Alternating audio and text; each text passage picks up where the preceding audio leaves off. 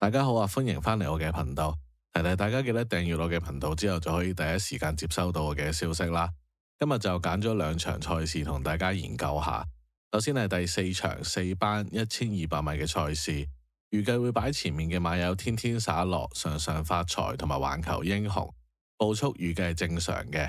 狀態比較差嘅馬有3、7、9、10，咁可以畫咗佢先啦。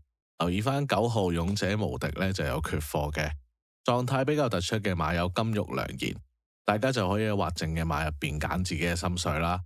咁我都揀咗我嘅心水俾大家參考下，分別係6號嘅金玉良言、12號飛雲、1號天天灑落同埋8號勁勇黃區。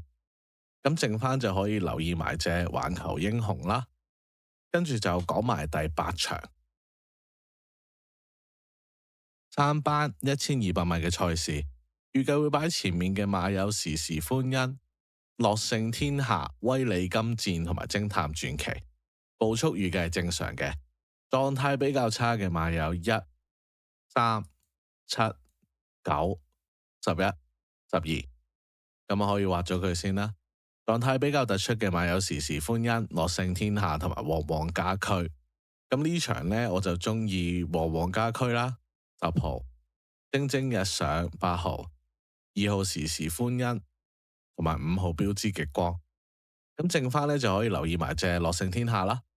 兩場賽事分析過，咁就睇下啱唔啱你心水啦。如果想知道我臨場收到咩消息、賭咩馬嘅朋友，就可以加入我呼風喚雨嘅群組啦。可以睇下我頻道簡介或者發信息俾我查詢翻。咁就下個賽馬日再見，祝大家好運。